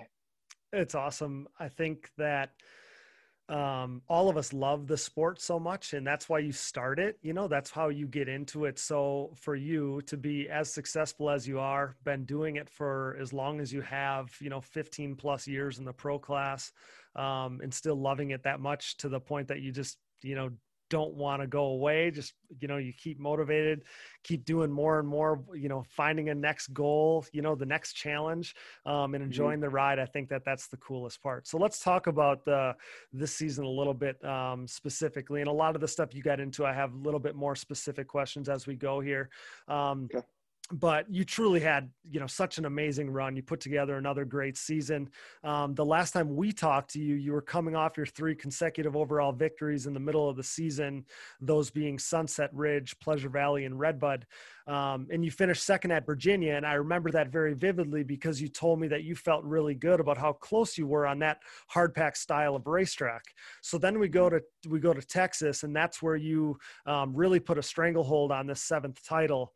So I'd love to hear about that weekend a little more in depth, because your first moto win on Saturday put Joel in a must-win mode basically for the final 4 motos. And then you went sicko mode on Sunday in that 3rd moto of the weekend and basically ended those hopes. So tell me, I guess, how pivotal that Texas race was, because that's where you seem to really stamp it. Yeah, definitely. Can we back it up just a little bit? Go ahead. Yeah. Go ahead. Absolutely. I have like a really good moment that happened at Pleasure Valley. Okay. After that first moto, Joel having that issue on track, and I rode to that win, and coming off the 2nd moto, I didn't necessarily get the whole shot, but I came around the 2nd turn out in the lead, and the track was a little bit like you had to ride that fine line, and I was riding really well. Joel was right there on me, and like I just kind of let Joel have it, and that like I went into that moto having a 10-point lead, and I was like, all right, like after that race, I'm like, all right, Chad, no matter what happens, if you get out in the lead, you cannot surrender the lead anymore this year. And just because I was down to a 7-point lead then. Right. I mean, yes. that's you can lose that, and big chunk of that in a weekend. Yep. And from there on, I kind of just set myself like, you're going to pick your motos, but if you're there and you have the pace, you got to go for it. And we left Pleasure Valley, and then we go on to Redbud, and Redbud, I was kind of licking my chops because I knew what we had. We had a great setup in the rough, and that's what we did, and we got it done there. We go on to Virginia. We had a great run there. First moto got a little extended, so I kind of just rode that first moto pretty easy. Second moto we put a charge on, and I tried everything I could to track down Joel, and we had some good spurts of getting the gap down. And there was one turn on that track that I just couldn't figure out, was the turn, like you kind of go back where it kind of had that off camber along the lake. Oh yeah. You remember that one? I do. And on Saturday, that thing was eating me alive. Like I could not get through it clean, and I would try to square it up and miss the rut, and I just couldn't get through that. And I watched Joel go through it several times. I'm like, man, like I cannot match that. And not necessarily saying that was that one turn, but that one turn was a very tough part of the track for me. Now that you bring that up, the eye test, that was the one spot. And then on the other side of the racetrack, you'd make up some time. And, I mean, but you told me after the race, I referenced it there when I was kind of leading into this, you told me that you felt good because you put on a really, really good ride on a track that typically you associate with being a Joel Hetrick style racetrack. And then, now we're leading into Texas, where I was asking you about that question, because that was the weekend where, man, you impressed me probably more than any other ride all year, was what you did in Texas. Yeah. And, I think this year was like adapting to track conditions that I wasn't necessarily the best at. Okay. And that we got better at that. And I strongly believe that Joel did the same thing, but the other way, he got better at the rough tracks. But I feel like the package that we had, suspension, engine, everything like that. I strongly believe like we had the better upper hand in that this year for sure. Okay. And Yep. like going into Texas, I mean, we haven't been there. I've been there before, and it's been like over 10 years ago, well over 10 years ago. Okay. And going there and not really knowing how the track's going to set up, but walking the track on Friday after practice, it actually looked like my style of track. And I was like, all right, here we go. Like, my goal to go down there was to get 2 out of 3. And let's say first moto, I made a quick move right away and took a good chance of hitting that outside, and I swung right around everybody. And like from there, I just mentally put it in my head, like, all right, remember this back in, Pennsylvania, you get in the lead, you cannot surrender it. You got to put everything you got into it. And like that whole race, I was struggling with my legs. My legs just felt fatigued the whole day. Okay. And like I was sitting down more than I normally do, and I just didn't have the strength, and I really didn't know why. Like one thing that I can put maybe at it was like the drive down there and like being seated for so long, but I know like I mean it was a little bit longer than other races, it wasn't like terribly longer. Sure. Yep. But just coming there and then having that first moto and like trying to recover that second moto, I was like, man, like I went out there and like those first couple laps, you probably noticed like I wasn't quite myself. Like I got passed by Bryce, and then I slowly started to get going again. Mm-hmm. But like once I got in a second, like I couldn't break away from Thomas. Like I just didn't have that extra little bit to get going. And like once I cleared him, yeah, I started to gap Thomas, but man, Joel, like he just managed the race out front, and Yep. I had no answer. So we went into full on recovery mode. Like, well, I was going to say, just to mention it is because typically you would have split the day there, and then, you would have moved on till the next weekend. And this is after you're dealing with fatigue and you're feeling fatigue all day. This is the one weekend where you got to go race a pro meaningful moto on Sunday. So pick up where you left off there. Yeah. And like, we went like full on, like it wasn't hot there or anything really. And like, I took like several ice baths just trying to recover my legs, and had my doc Trent there helping me, with the recovery and stretching and, just everything that we could possibly do to try and help get my legs back. And woke up Sunday, I was back to 100%, like ready to go. And then we get out there on track, and I knew it was going to be a tough day because of the track conditions were going to be pretty smooth, and they're not going to play into my favor so much. That's exactly what I was thinking. Yep. And like, I was like, all right, you just got to go out there and put in 14 of the hardest laps you got, and, let it rip. And we went out there, and like Joel got the good start behind Bryce, and I was behind Riskrelli for the first half of the lap. And the biggest thing, I honestly think that Bryce, like a lot of people were thinking that he was going to be like a hinder, but he actually helped me, I believe, to help Joel not get into his rapid pace right away. Sure. And kind of calm him for the first lap. But he cleared Bryce, and then I cleared Bryce. Like, it wasn't right away, but it wasn't like that far of the track ahead where he did. But like Joel already had it seemed like a 2-second gap right away. Yeah. And I just put on the hardest sprint that I could for four laps. And I passed him that very next lap that I got around Bryce. And I tried to put the hammer down and get that gap on Joel right away, which I was able to bridge that and get to like a nice little gap. And then from there, it was kind of like a hammer fest of just hitting marks and knowing when to switch lines. And it was quite tactical. And I think that's one thing that I really picked up on this year was being mentally ready to switch my line when it started to go away. Cause sometimes I'll be like, this line's been working, just keep with it. And it's gone. And I keep with it. And like Joel is able to, or somebody else behind me is able to move around and try different things and find things. Sure. So just being mentally strong and going with the feel, and, you know, like ending that Sunday was like, it felt like, yeah, it was a long shot, but I felt like we put a big dent in the championship this year with that ride. And that's what it felt like coming off the track, like my team and everybody, like the excitement, and it felt more exciting than winning the championship, honestly, because it was just that pivotal of a moment right there. Exactly. I mean, that was the moto. I mean, the first one on Saturday was obviously huge because you needed to win a couple of them.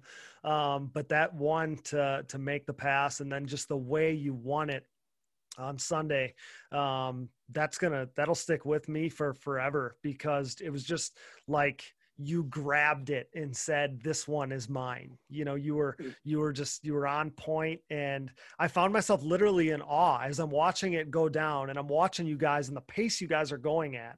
I sit there and think to myself, you're not losing. You're not like your 13th, 12th, 13th, 14th lap looked as good as your fourth lap. And I'm thinking to myself, how does he do this? You know, he's like the ATV, you know, MX version of Tom Brady. It was just, I've never seen, like, I don't know that I've ever watched you, Chad, and literally was like thinking about it like that. And I found myself like, how the hell does this guy do this? You know, it was just, it was incredible. Like you said, I mean, it doesn't surprise me that you came away from that moto feeling like, you know, like the highest high you had this season, because that was the one where you took that, you know, that the stranglehold, or however you want to say it, on that seventh title. It was amazing. And that's why I wanted to hear about that race, because I couldn't imagine the emotions that came along with that. Oh, definitely. And man, it was just like a moment that I hope I never forget, because that was like probably one of the best rides that I put in all year, kind of like being put on the spot of like, here you go, you can make it happen, or you can take it down to the last race and possibly jeopardize of what you've done all season. And like on that podium, like after the race, you know, saying good job, Joel, you could see the defeat in him. And like, I think he was just very surprised in himself, you know, for that, like he's seen a ghost. And like, I feed off of that. And I feed off of, you know, like, for instance, Tyler Hamrick saying that, you know, on the show, saying that Joel's going to go undefeated. Like, I feed off of that stuff. Like, I quietly read it, and I put it down in the vault, and I use that for fire. And I'm just like, I live for stuff like that, you know, like I love being the underdog at times. And because you start hearing all this good stuff that people say to you, you get into a point where you just get satisfied. And that's exactly what I don't want to be doing. I want to be like hungry and keep pushing, and that kind of stuff feeds me to the next level. And, you know, just, I don't know, this year we turned back the clocks and, you know, had one of those runs that you can't really describe of how things happen, but you know, the work that you put in to try and get there. Yeah, it's amazing, man.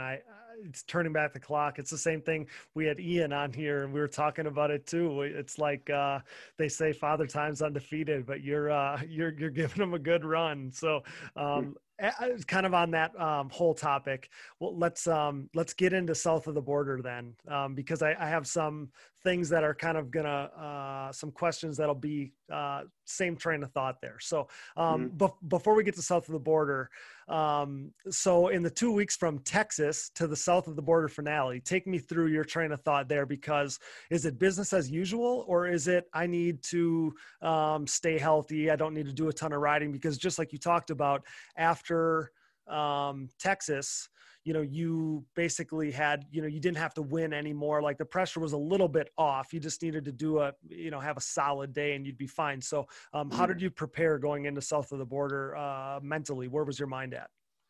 I mean, yes, I wanted to keep it business as usual, but like we went to Florida and I took, going back down to Florida, and it's summertime there. So it was actually very wet and it rained a lot. So I only got 2 days of riding in between those races, which typically I'm looking at least 6 days on the machine. But my 2 days that I put in were really good days where I just went out and rode, didn't try to do like a moto. I just rode and I had fun and I just hit my marks and just had a good time. And like my second day, I went out to Wes Lewis's track, and he hasn't touched his track since kind of we left in, let's say like May. Okay. And the track was gnarly, rough, like kind of overgrown in some spots. And I actually had one really close call that was like almost like game over, go over the bars. Oh, shit. But I kept riding through it. I actually put in 2 motos that day, but the track was very technical. So you just hit your marks, and I rode through it, and I'm like, all right, there's your wake up call, be alert, be here, be present. And, I just kind of rode through that. And once I was done that day, I just stayed healthy off the bike training. And I really, like, we got a bunch of, like, it was kind of like a one to clear your head and try not to think about too much of the future and just stay present and, just have a good time. And the family, we spent a lot of time at the beach and got to enjoy that. And, I just stayed off the machine really. Okay. That's about what I expected. So one other question heading into the finale, did you happen to pull out the lucky socks? Referencing the story you told us on our first episode. I found myself wondering about the lucky socks heading into championship weekend. Did you have to pull them out? Nope. We left them at home, and I feel like I guess they're lucky when, actually like last year I wore them at the last round. Did you? Okay. I wondered. Yep, I wore them at the last round, and we got the win, but I mean, I just feel like it's one of those things where it works when it's time to work. Yep. And I felt like we had this one on our own shoulders and bring her home. So now we kept the stocks at home and just kind of kept on. Okay. I figured that was probably the case because you had the thing kind of like I said, you had a stranglehold on it, but I had to ask. So we talked transitioning now to the finale at south of the border. We spoke about this on the review pod, and I'll admit I expected basically a 2-2 qualifying, 2-2 moto type day from you because you didn't have to win, but that's not how you attack the day at all. You come out and take the top spot in both qualifiers, and then in Moto 1, and Casey was on here saying you blew his mind because you passed Joel early in the first moto there. Was it the competitor in you? Could you not help it? Did you have some reservations about doing something like that, making that kind of move? Because if he decides to make a move on you to try to, take you out, whatever, just as what he needed to do, simply in that way. That's the only way that this thing could get jeopardized. So take me through that decision as you scoot by him there early in Moto 1. Yeah, I mean, really going into the race weekend, I was like, Chad, the way that you've been attacking the year, it's gotten you this far. Let's keep doing it. And, that's hard to do because I've been programmed to ride these championships home and take the, the low road if you have to bring it home. And I just wanted to put like an extra little statement on the year that, because I feel like there will be people that will say that I won this championship because Joel broke down, and I wanted to make it clear that we went out and we won it, and that's that. And yes, Joel did have that mechanical, but I feel like after leaving Pennsylvania, we were 7 points up. Mm-hmm. You tell me that whoever the best man is, like, they're going to either crunch that gap and get ahead, or they're going to extend it. And we ended up extending it. So, you know, that's the way that I just wanted to mark that day down, and just enjoy the day. And having that top qualifier, like, honestly, I just felt like I was hitting my marks in the morning. Like, I usually don't put like too much of a risk to go and get that top qualifier. But Yeah. I did know that I liked one gate there that I started in both motos. Okay. And I really wanted that gate. And yeah, that was a little extra incentive, but it didn't really push me to try and go get that top qualifying spot. But I just felt like I could ride that pace comfortably. And then going into the moto, I came out 1-2 behind Joel, and, you know, I felt like we had a great pace, and that was the one thing. Like, if I was going to pass him, I had to get away from him. Mm-hmm. And that's exactly what I found. I found an opening before the first lap was over, and I just put in a good charge to try and get a little bit of a gap going right away. And there was a couple but spots where, like we did a little bit of slinky and stuff like that. But as the race went on, like, honestly, I didn't even know Thomas was behind me until about 3 laps to go or so, or 4 laps to go. Okay. And I took a look back, because I didn't look back all race. And, like, I seen on the pit board something with 84, but it was kind of a weird turn. Like, you turned right there, and then you kind of jogged left, and then you came back to the right. So, like, it was kind of like a weird spot for me to look. Okay. So, like, I didn't spot my mechanic every single time. Sure. Yep. And so I was kind of like, all right, well, like, just keep riding, do your thing. And I was riding that pace comfortably. You know, I didn't feel like I was pushing like crazy hard, but ended up towards the end of the race, you know, as laps went on, like, gaps started to get bigger and bigger. And, you know, I was like, all right, like, just ride this thing cool. And then I saw 88 pass 84 charging. And I was like, okay, like, so I put in a little bit of a, not too hard of a pace. And then I started spotting Joel, and I knew I had a pretty good little gap there. So I brought that thing home, but it felt good to go into that first moto, and I didn't have to do it, but I felt like everything just felt right. Like, I just, like, it's kind of like a feeling that, you know, I don't know, everything just kind of slowed down this year. And, like, I was seeing things in slow motion that maybe I wouldn't see them as slow before. And this year it really clicked like that. Yeah, that's so cool to hear your insight there. Because me, from an outsider's perspective, I saw it as you putting the exclamation point on it too. You were the fastest guy in qualifying, but you didn't have to be. You came out and you won that moto, but you didn't have to. And yeah, I mean, we see, maybe you don't. There's comments out there that I've seen about people saying that one DNF changed the landscape of the, you know, who was going to win this thing.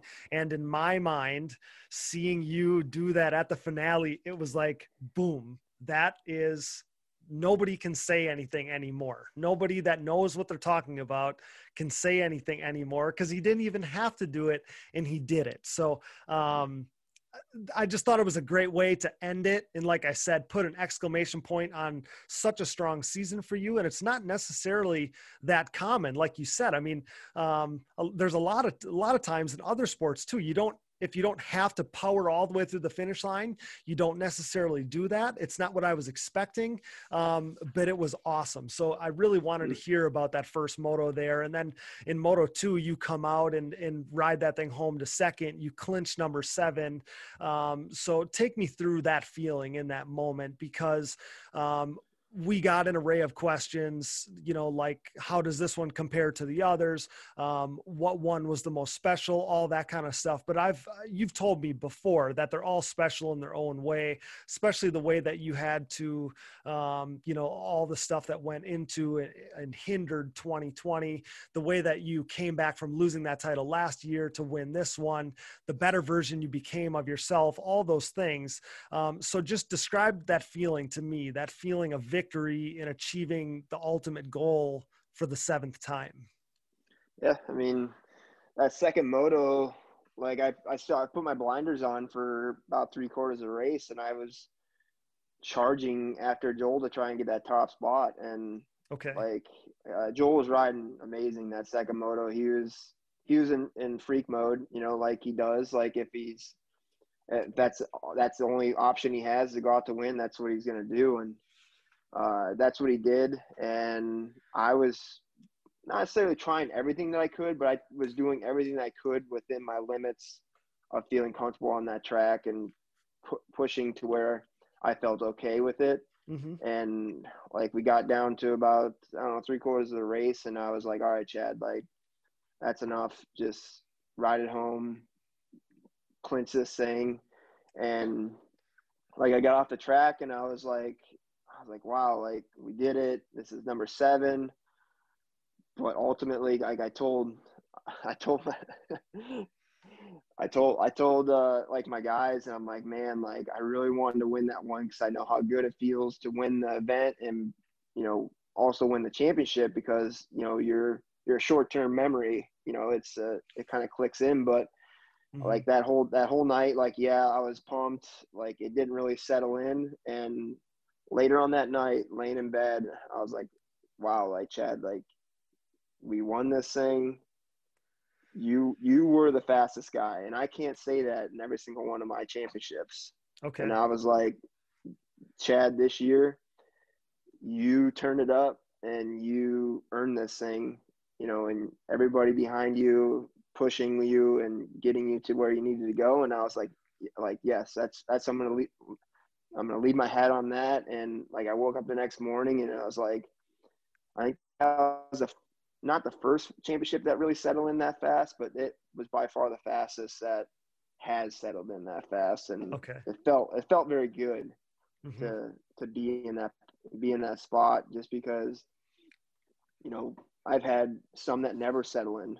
And, like we went on a run of championships there that, man, it's just like, it felt like it was, that's what we had to do. And that's what we did. But you weren't always the fastest guy, but you were the most like precise and there mm-hmm. every weekend and consistent. And this one felt really special to have like the speed and the consistency and the whole package, was there this year. Yeah. And I think that thinking about the journey, right, and the stuff that you had to overcome this season and all those things, I mean, anything in life, but that's what makes them feel so special. That's what makes them appreciate them so much more. And I think the tougher they are too makes you appreciate them that much more, right? So, I mean, you had to work your tail off for this one. And yeah, I mean, I'm sure like all of a sudden it hits you. So let me ask you this question. I've been on these episodes saying that 2020 Chad Wienen was the best version of Chad Wienen that we ever saw. Is it true? Yeah, like I think just putting my speed and I feel like I'm always still learning and getting better. And like, mm-hmm. I can agree with that statement because there's not been many championships where I had to answer the bell to be the fastest guy. And when the cards were down, mm-hmm. Yep. Like sometimes, like I think when the cards are down and Joel gets on his runs, he's the fastest guy. Okay. But I think a lot of people, even myself, like I'm like, man, like we get down to the nitty gritty of this championship, like Joel knows how to turn it up and let it hang out. And I feel like I responded to that bell just to be there and pick my times when to go and pick my times when to cool it and ride this thing home. mm-hmm. But I was more in attack mode this second half of the year than I've ever been. I think, and yeah, like that's the lasting impression in my mind too. So glad to get that question in. So you're one away from Gary Denton's record. And I have to ask that question solely based on the fact that he had 8. Now you have 7. Is that on your radar at all at this point? Like, honestly, no. Like coming into this, like it's never been the goal to try and achieve like Gary Denton and the 8 championships. Right. And, well, until this point, right? Like it's almost like so far away. So that's why now that you're getting so close, and I expected the no answer, but being that, think about a decade ago and nobody was anywhere near it. And now the fact that you're knocking on the door, I had to at least mention it.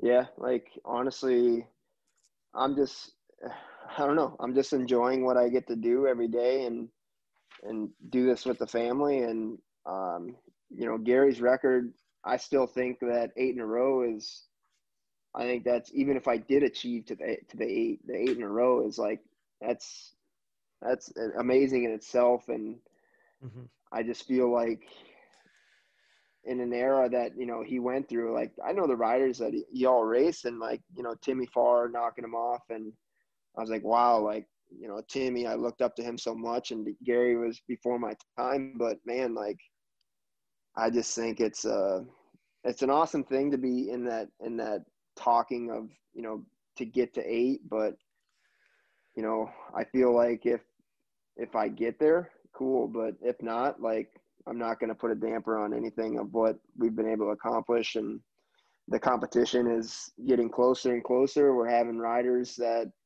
like this year, like I feel like Thomas had probably the best year that he's ever had, not necessarily on paper, but in performance and his riding. And like, it's tough to see him go.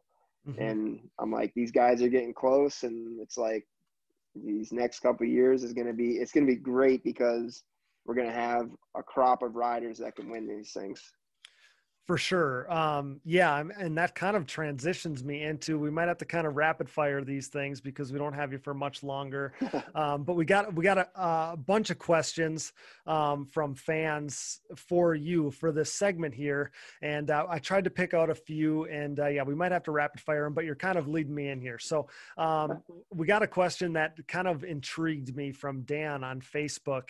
And his question was regarding what keeps you motivated after being dominant for so long, and asked if it was a challenge to stay hungry the way you do. You kind of touched on this earlier, but I'll let you answer this here. I mean, definitely, like I kind of touched on it before, but man, just not having that satisfaction, like after you win one of these things, I think that's what kind of separates, a true love of the sport to just being a competitor and just having that I don't know what it is, like a mental clock, or if it's a fire in you that keeps you going. But I do know after I lose one of these things, I come out firing the next year, like ready to go. And like, I mean, you said, like, I watch Moneyball, and I'm a firm believer of, what Brad Pitt said there. I hate losing more than I love winning. And I know you've quoted that before, and like, it actually fits me very well. Like, I'm very driven, and I'm able to focus on the task at hand. And I don't know, I just keep loving coming back to these things and try and go get them. You hear other athletes too reference, like they find reasons to be motivated. So you hear about it, like they say it with Jeremy Martin all the time in dirt bike racing and stuff like that. So I feel like you're kind of cut from that same cloth. And Dan actually went on to ask, to question if it's like the younger guys coming in possibly, because you were young once, and you started beating the older generation riders, the Doug Gus and, whoever you want to name, Joe Bird, John Natali, whatever. So does warding off the young group of guys, motivate you at all? Because that's kind of where you led me there when you started talking about all the young talent coming in. Yeah. I mean, it's very cool to see, because like they come from a totally different era. And I know, like, the era that I come from is, not necessarily old school, but we're like you don't mind to suffer, I believe. And like, I think that's the hardest thing that these like younger generation, like it's almost like you gotta be just like stone cold strong and not be afraid to get knocked down. And, you know, when the suffering comes, just try to be able to block it out and then try to enjoy the suffering, you know, as hard as that is to say, but it's kind of like enjoy the path, the suffering, enjoy every moment of it. That, you know, it's just because it's such a drag, not necessarily drag, but a grind of a season. And one moment, just one little change on the machine, you can click and you can go from there and just carry momentum. Well, and I feel like there's that Vince Lombardi quote about, you know, the best feeling being, you know, exhausted on the field of battle, victorious. And that always kind of resonated with me, because just like you talked about this season, working so hard to earn it, that's what makes it feel so special. So I just feel like in general, you know, that's kind of, you know, what you're talking about there. But, you know, you kind of started to talk about it too. And the state of ATV racing is so strong right now with some of these young pros coming up, the new kids coming in, like your rider, Max Lindquist. You know, I think that has to be a major positive for all involved, you included, because the stronger the sport is, the better for everybody.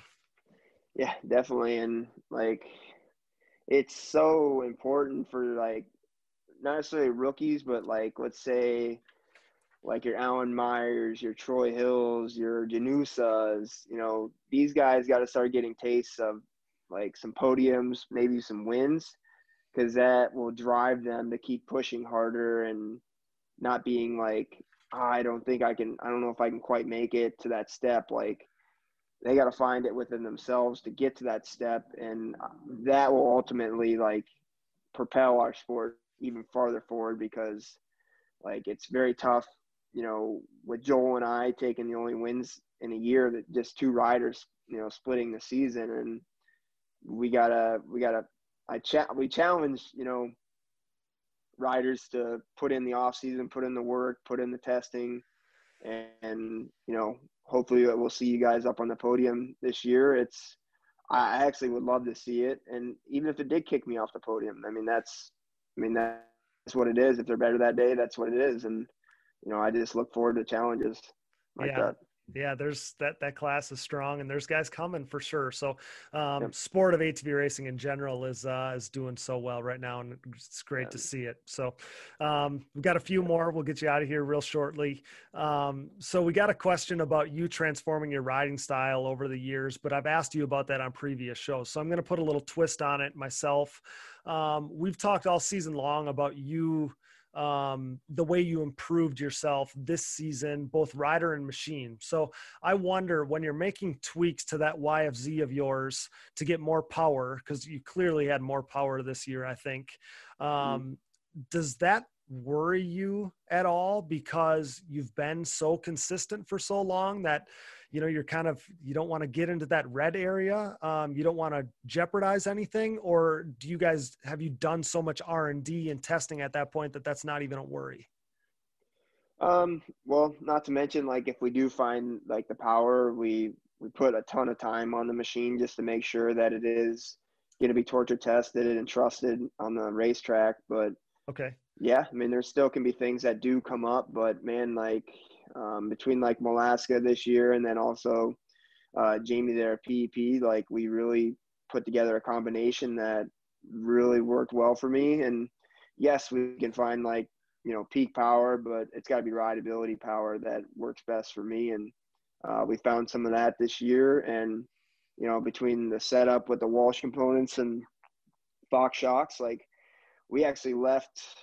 I left Muddy Creek, Tennessee feeling defeated, but I felt actually excited because we actually found a really good setup that second moto. And like, just that even though we weren't there for the win, but we found something there and we were able to keep carrying that on the rest of the season, that Cause yeah, I mean, I would say like this first couple rounds, like the first round I rode good, but that's a different track down there. But the second round, like Joel beat me straight up.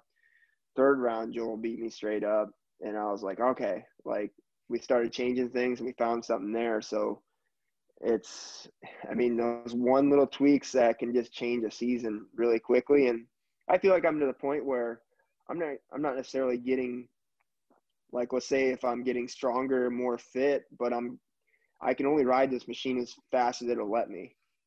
So if I don't give the effort to try and make it more suited for me, then I'm kind of spinning my wheels. I'm not getting better. So we're continuing to progress our program. And, this year we found something special there.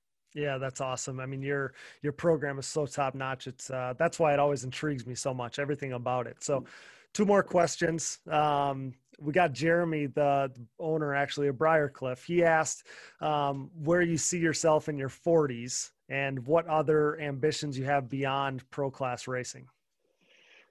Oh, in my 40s. So, I mean, I kind of just, I get asked this a lot, like when's the day when you're going to hang up the boots in professional racing. But like, I keep saying, I don't see myself going to 40, but like, I don't know when that time's going to be and how it'll tell me.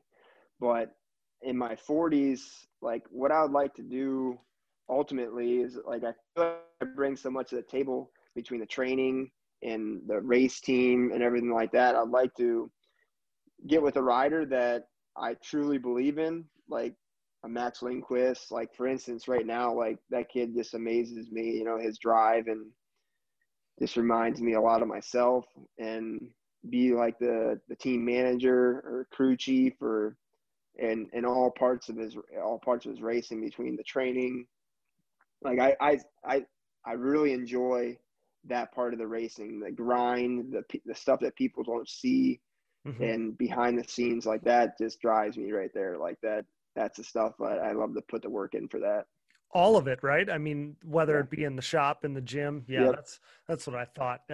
Because I think that's why, your program has been so successful too, since you started doing your own thing. So I don't have to ask this, right? I mean, we're 2021, you're coming back, you're going to defend this thing, going for number 8, right?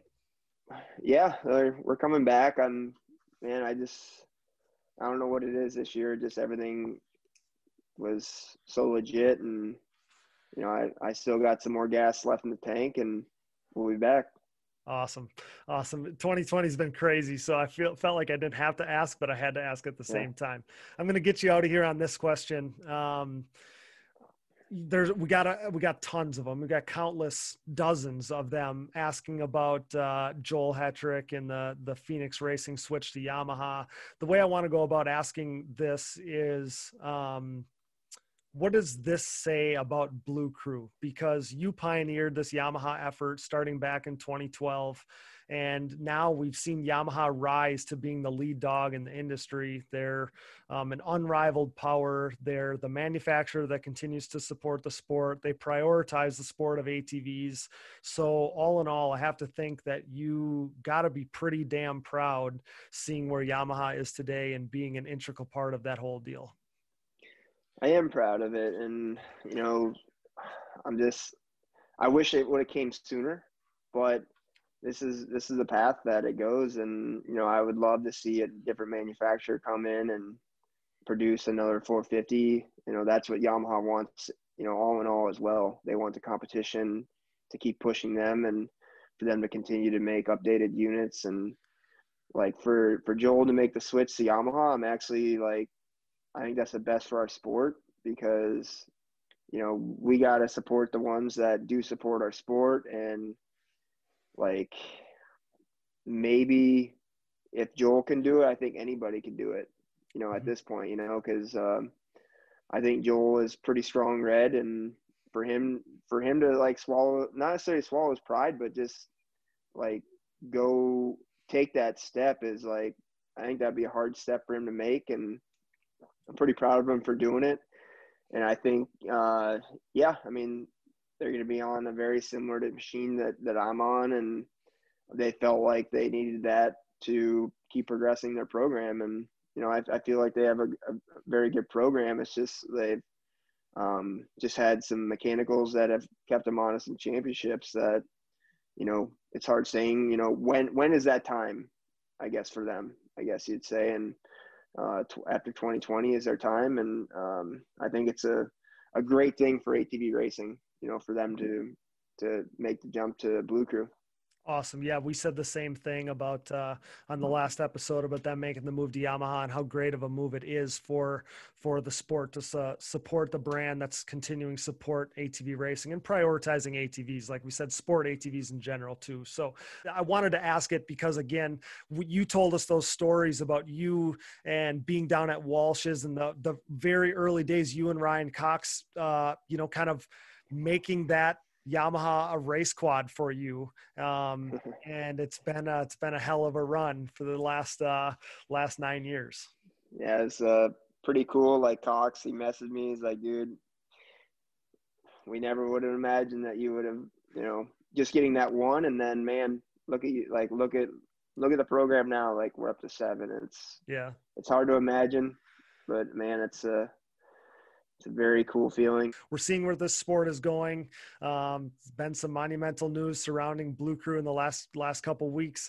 And then for you to win this title, Max wins Pro-Am, just all these things. It's been a great year for Yamaha. That's for sure. Chad, I mean, it's, obviously we're always excited to have you on, but to have you on after such an incredible season, your 7th title, it's been an absolute pleasure. You know, I was on the track, not competing with you, but on the track for a number of those seasons. And now to cover you as a quote unquote media guy, you're the ultimate professional. So I just can't thank you enough for all the stuff you do for our sport, all the assets. You're such a great guy, great racer, great mentor for people, just a great person all around. And I can't thank you enough, obviously, for your involvement in the show here. I'm so grateful for it, pal. Thank you, Cody. And I kind of like that ring you put on yourself, media guy. That's good. I like it. So, like, now we're looking forward to, the banquet coming up next month. And actually, Yamaha is going to be giving away a YFZ 450R to one of the stock not even championship competitors, but one of the competitors that rode in the stock class that rode a Yamaha Blue Crew. And I think if you guys want a chance to get in on that next year, you better grab yourself a Yamaha and come in the stock class and race with not even myself, but all the amateur classes as well. So awesome. Yeah, that's awesome news. Chad, you're the man. Thanks for giving us some more Yamaha content, Yamaha info there. That's Chad Wienen, brought to you by PEP Performance Tuning, providing enhanced performance products like complete fuel injection systems, built from scratch wiring harnesses, ECU programming for the Yamaha YFZ 450R. And thanks to those guys for giving our listeners the opportunity to win some free Digging Deep hoodies. Thanks, 7-time. We'll see you soon. Thanks, Cody. And I want to give big shout out to my team, friends, family, everybody behind us. And it's been a very cool year, tough year, but a very cool year. And just let's see you guys in 2021. Yeah. Thanks so much, Chad. We really appreciate you coming on to tell us your story, pal. Yep. Thanks, Cody. Later on, man. What a legend. Congrats to Chad Wienen on his 7th title. I just find him to be so cool, and he's so real.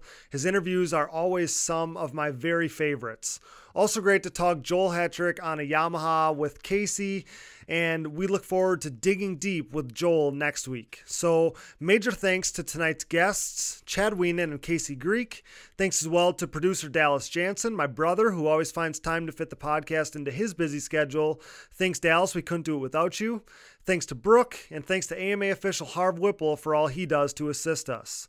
Thanks to our sponsors, CST Tires, Yamaha, thanks to Blue Crew, Valvoline, SSI Decals, DID Racing Chain, Wienen Motorsports, the Decker Training Facility, Namura Technologies, Bronco ATV and UTV Components, Launderville Steel Enterprises and Concrete Supply, Evans Waterless Power Sports Coolant, Forworks Carbon, DP Brakes, Gripped Gloves, Blenders Eyewear, Mountaineer Brand, Avocado Green Mattress, Roman Health, Factory 43, and Bike Strikes and Quads, LLC.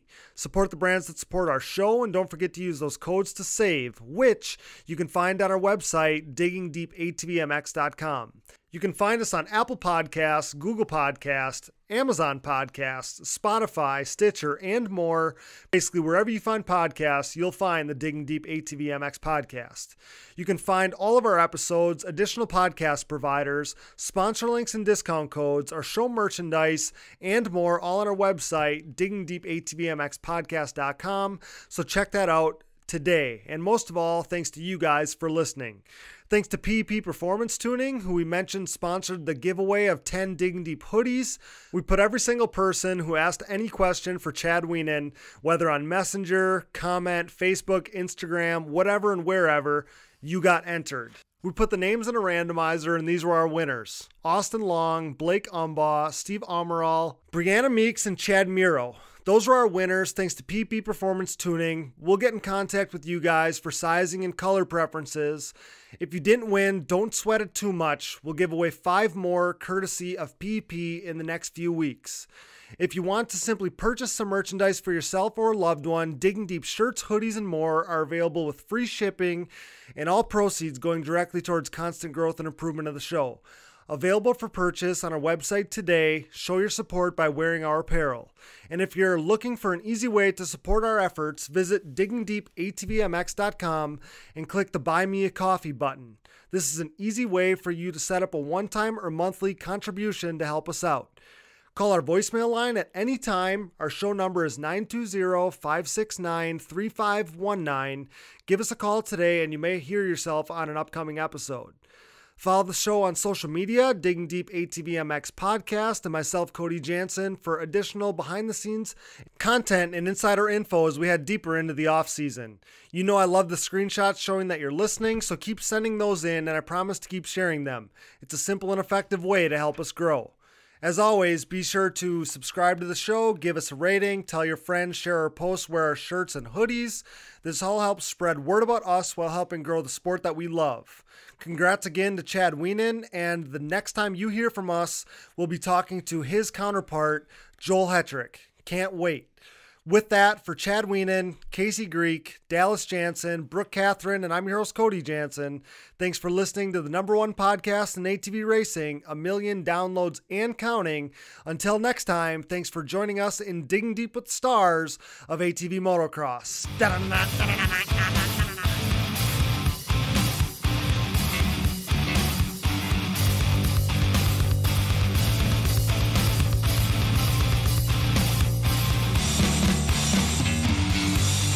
Those guys were hauling ass, for real. I remember watching Doug Gus, I don't know who it was, Steel City, running the same times Friday afternoon as James Stewart was on Sunday back then at Steel City. I would need to check this out. I'm dead serious. It was mental. I've never seen quads go that fast.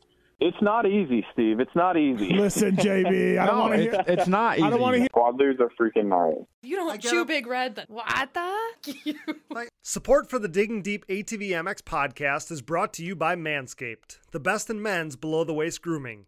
Manscaped offers precision-engineered tools for your family jewels, providing you with the best tools for your grooming experience. Let's face it, we've all had our fair share of close calls while trimming below the belt. That's why Manscaped has redesigned the electric trimmer.